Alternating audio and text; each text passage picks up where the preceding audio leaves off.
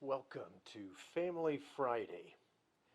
Gary Chapman's The Five Love Languages is a classic among relationship books. Though published 30 years ago, his ideas still resonate. And if you feel disconnected with your spouse, I would really encourage you to purchase this book and read it over and have your spouse read it over. Because what often happens when couples drift apart and they don't think the other spouse is showing the love they want, it's really the fact that the other partner is demonstrating love, but it's in a form that the spouse does not recognize as a love language.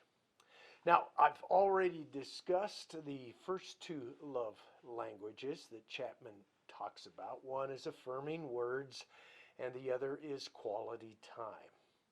Today, I want to discuss the last three, which is gifts, service, and physical touch. Gifts are visual symbols of love that a person can wear, hold, display.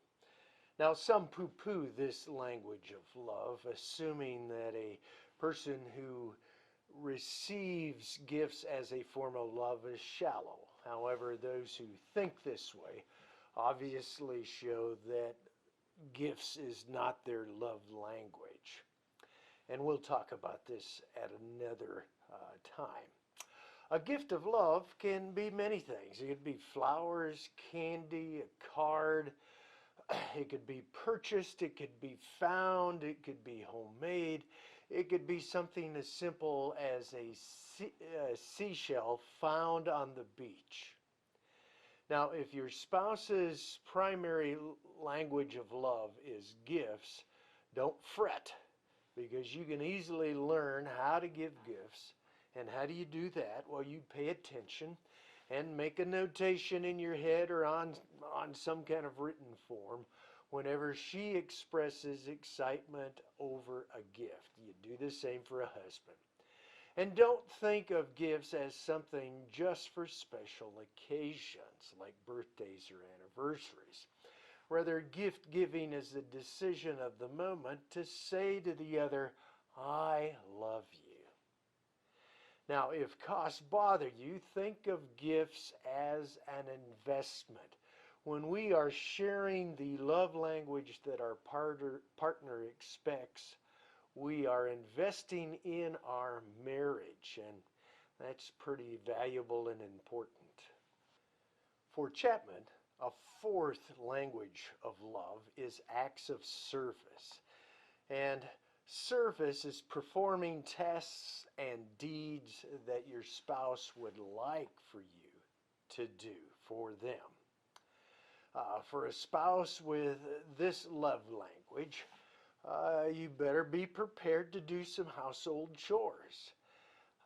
Because this really communicates, and household chores being done for your husband or wife can be as effective, even more so, than a dozen roses. In a relationship, there is an expectation of sharing the chores. The amount of chores that are actually shared are going to vary from couple to couple. And if one does not do what is perceived as his or her fair share, you'll find tensions in that marriage.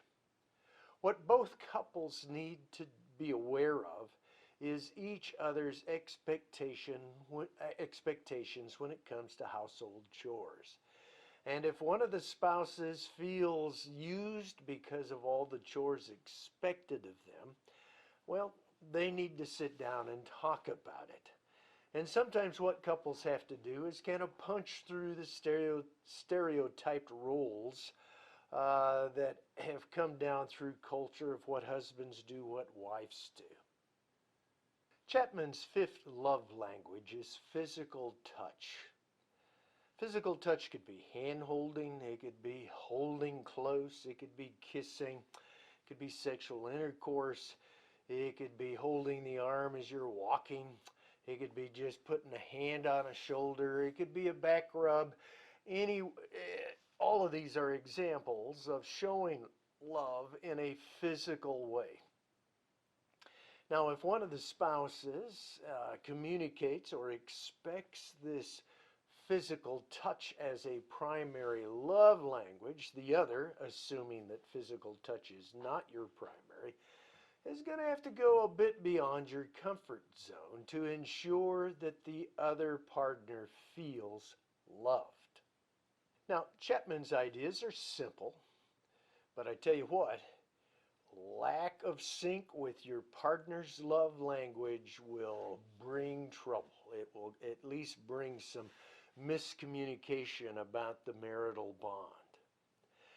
So next time I'll discuss discovering yours and your partner's primary love language, and I'd like for you to think about what you believe your primary love language is.